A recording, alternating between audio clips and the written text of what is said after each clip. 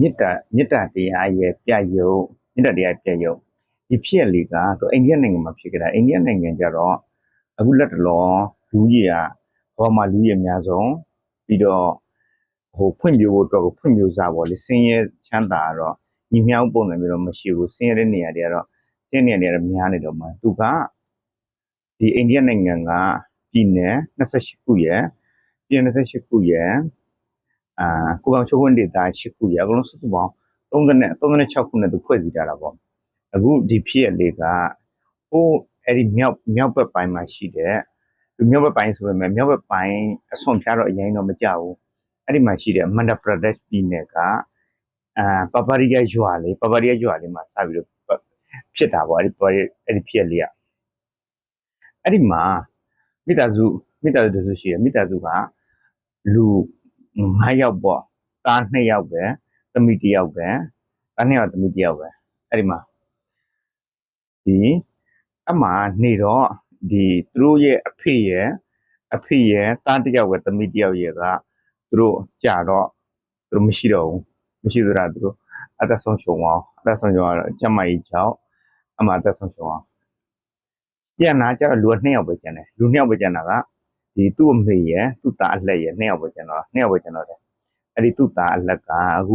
အခုပြောမဲ့ဖြစ်ရတဲ့ရဲ့အဓိကပေါ့သူကကိုင်လာဂီရီတဲ့သူနာမည်ကကိုင်လာဂီရီသူ့မေကမျက်စိမမြင်ဘူးသူ့မေမျက်စိမမြင်အဲ့ဒါဒါပေမဲ့သူတို့ချီးခင်ခင်လေးနဲ့သူတို့နေလာကြတာပေါ့အမေပေါ်မှာကိုယူတည်လေးစားမှုရှိတယ်ပြီးတော့သူ့မေကိုကောင်းကောင်းလေးဆောက်ရှောက်တယ်ပေါ့သူ့ဖေတွေမရှိပြီးရင်သူ့မောင်နှမတွေမရှိခင်ကတည်းကသူကောင်းကောင်းလေးဆောက်ရှောက်လာတာသူ့မေကသူဖြစ်ချင်တဲ့စိတ်ကတခုရှိတယ်သူကဘာဖြစ်ချင်လဲဆိုတော့ဒီအိန္ဒိယမှာရှိတဲ့နေရာတွေတကယ်နာမည်ကြီးတဲ့ဖျားเจ้าနေအဲ့လိုမျိုးတကယ်အထင်ကြီးနေရတယ်သူသွားပြီးတော့မှသူကသွားချင်တယ်ဖျားဖူးချင်တယ်ပေါ့အဲ့ဒါကိုသူကအဲ့ဒါလုပ်ဖို့အတွက်ကိုသူ့သားကလည်းပတ်စံစုတယ်ပတ်စံစုတာမှသူချစ်ကုန်းနဲ့သူစုတာပေါ့သူပတ်စံပြည့်ရင်တော့သွားမယ်ပေါ့ဒီပတ်ပြီးတော့မှသူ့မေဆန္ဒကိုသူဖြည့်ပေးမယ်ဆိုပြီးတော့သူကလည်းပတ်စံစုတယ်ပတ်စံကဖြစ်ချင်တော့ကောင်းကောင်းလည်းမရအောင်စုရတာသူတို့ဆင်းရဲတဲ့နေရာဆိုတော့အရင်ကြီးလဲပတ်စံစုဖို့ဆိုတာကတော်တော်လေးခက်ခဲပါတယ်ရဖို့ဆိုတဲ့ပုံစံမျိုးอ่ะအဲ့နဲ့တဖြည်းဖြည်းနဲ့အသက်က30ကျော်လာတယ်အသက်30ကျော်လာမထူးတော့ပါဘူးဆိုပြီးတော့မှသူတခါတည်းကိုသူစဉ်းစားလိုက်တာသူစဉ်းစားဘယ်လိုလုပ်မလဲဒီတိုင်းပဲသူ့မေကိုချစ်ကျင်နဲ့ပဲသွားပြီးတော့မှဖျက်ပူလိုက်ပို့မယ်ဆိုတော့သူစဉ်းစားလိုက်ရောသူစဉ်းစားလိုက်ပြီးတော့သူ့မေကိုပြောပြီးတော့တခါတည်းပဲသူဘာလုပ်လဲဆိုတော့တကယ်တဘိုးနည်းနည်းရှည်တဲ့တဘိုးပေါ်မှာကိုတောင်း2တောင်းတော့တစ်တောင်းမှာအရှိအတောင်းမှာကျတော့သူ့အမေကိုထည့်တယ်အရှိအတောင်းမှာထည့်သူ့အမေထည့်နောက်ကတောင်းမှာကျတော့သူတို့ဒီဝစ်စားတွေပါမယ်ဒီအင်းချက်ဆရာအိုးခွက်ပါမယ်မီးဖို့ပါမယ်ပြီးတော့ပကံပါမယ်အဲ့လောက်ပဲပါတယ်အဲ့ဒါနဲ့သူချင်းကိုမျှပြီးတော့မှအလေးချင်းညီအောင်ညှိပြီးတော့မှသွားသူ့မေကလည်းအကောင်သေးသေးပဲသူ့မေအကောင်လူကောင်သေးသေးပဲဆိုတော့သူတို့ညှရတာပေါ့အမှသူကသူ့မေနာမည်ကဒတ်တေဝီတဲ့အဲ့ဒီကိုင်လန်ဂီရီကသူ့မေသူ့အဲ့တိုင်းပဲသူတဘိုးနဲ့သူထမ်းပြီးတော့မှလမ်းလျှောက်ပြီးတော့မှဖျားဖို့ခီးစဉ်ထွက်တာသူ့မေဆန္ဒကိုပြည့်အောင်ဆိုပြီးတော့အမှသွားတယ်သူတမျိုးရောက်တယ်အမှတကယ်အထင်ကြီးနေရာတွေ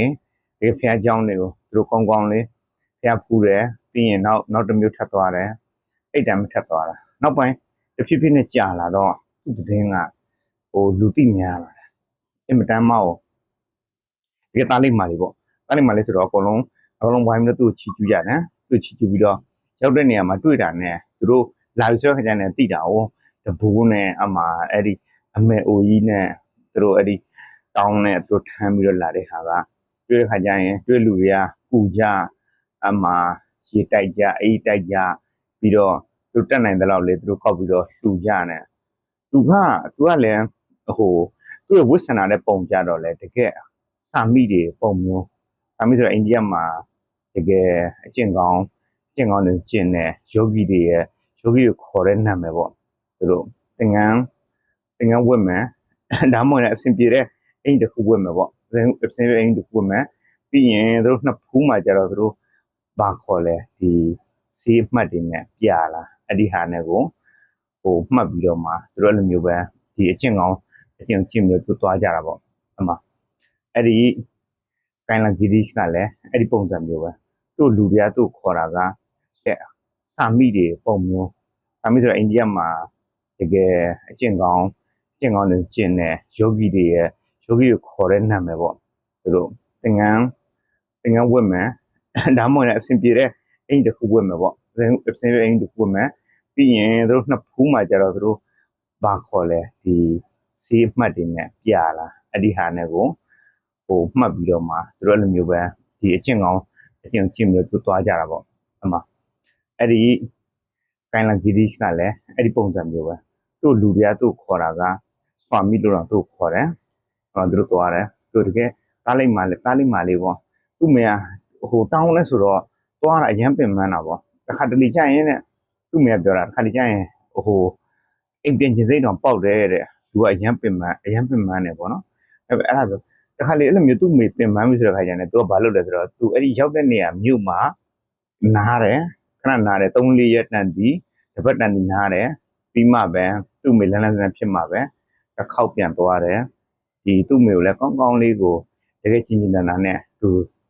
သူပြုစုလုပ်ကြွေတယ်အဲ့တိုင်းပဲဒီမျိုးတို့တမျိုးထွက်နေသွားတာတကယ်မိုင်ကနည်းတော့မိုင်မဟုတ်ဘူးအခုအဲ့တည်င်း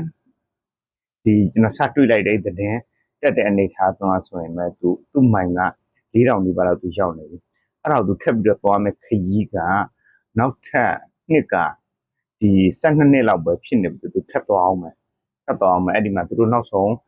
တက်ကတ်ထားရတဲ့မြို့မှာရှိတဲ့အဲ့ဒီဖျားเจ้าသူရောက်အောင်သွားမယ်သူတို့အရင်သူတို့ဒီမှာနာမည်ကြီးတဲ့ယာမအဲ့ဒီဖျားလောင်းနေခဲ့တဲ့နေရာတွေလည်းသူအကုန်လုံးရောက်ပြီးသွားပြီအဲ့နေသူထပ်သွားနေတော့မှထပ်သွားတော့သူမရအောင်သူသွားမယ်ဆိုတော့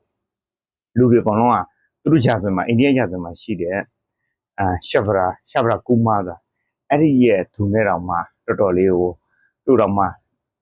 ဆင်တယ်သူတို့ပြောကြတာပေါ့ရှဗရာကူမာလည်းအဲ့လိုပဲသူမျက်စိမမြင်တဲ့သူ့ဖေမေတွေကိုသူထမ်းပြီးတော့မှပဲဖျားဘူးလိုက်ပို့တာတကယ်သားလိမ့်မာလေပေါ့